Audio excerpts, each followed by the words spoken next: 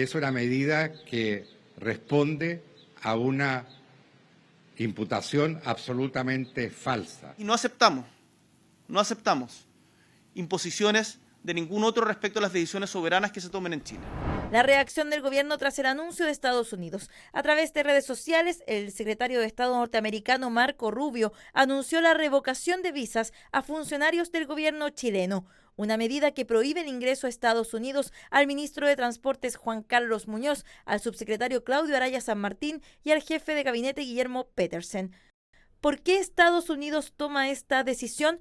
Acusan a Chile de llevar adelante actividades que a su juicio socavaron la seguridad del hemisferio. Esto, eventualmente, por un proyecto entre Chile y China que busca extender entre Valparaíso y Hong Kong un cable submarino que busca mejorar las telecomunicaciones. Nuestro gobierno jamás ha realizado ningún tipo de actividad que socave la seguridad ni de Chile, por supuesto, ni de ningún otro país.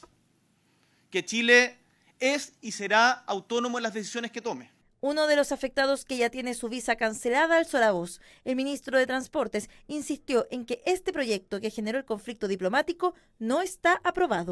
Defensa de las autoridades chilenas, mientras que para los expertos es una señal directa desde la administración Trump al actual gobierno de Chile. Tensión entre Estados Unidos y Chile cuando se habla que incluso el secretario de Estado norteamericano Marco Rubio podría venir al cambio de mando, señales que van marcando la relación entre los dos países y que tiene al gobierno pidiendo explicaciones de la revocación de visas de 3 autoridades del gabinete.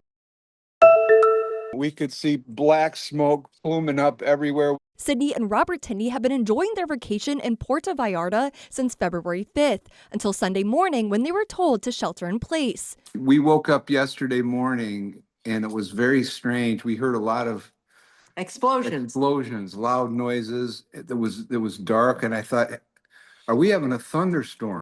Authorities say the death of a notorious cartel leader triggered widespread violence across Mexico, including some popular vacation spots. More than 70 people have been killed in the unrest. Suspected cartel members blocking highways and torching vehicles and buildings. There'd just be plumes of smoke where there were new fires that were set off. We could hear explosions. It was either, I don't know, when the gas tank went or when the tires blew. The air was filled with black smoke and the smell of burning rubber. And gunshots. The couple tells me it's been difficult to get information from the U.S. government about the situation. I tried to call them this morning, the U.S. Embassy in Guadalajara, and ended up getting sent through a series of, press 1, press 2, press 3, and I never actually was able to talk to anybody.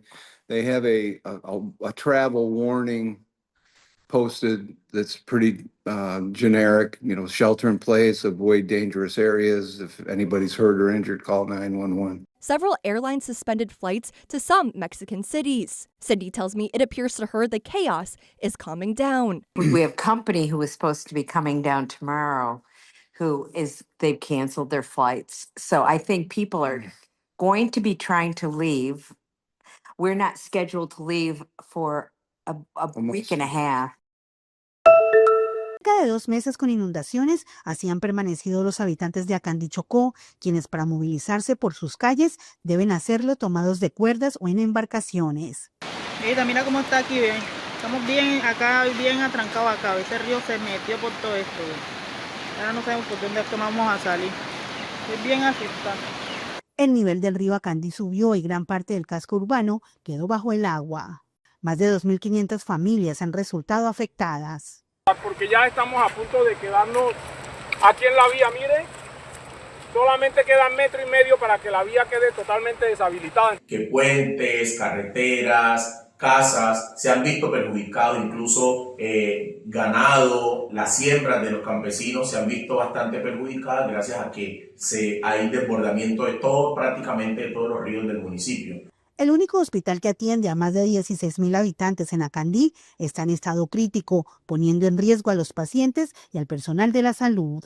Encontramos el cielo raso parcialmente destruido, encontramos humedad en todas las zonas del hospital. encontramos baldes, canecas, lo que recogen las aguas lluvias que por estos tiempos, por la ola invernal que a esta fecha nos está azotando. En Acandi fue declarada la calamidad pública y se mantiene en alerta roja porque las lluvias continúan.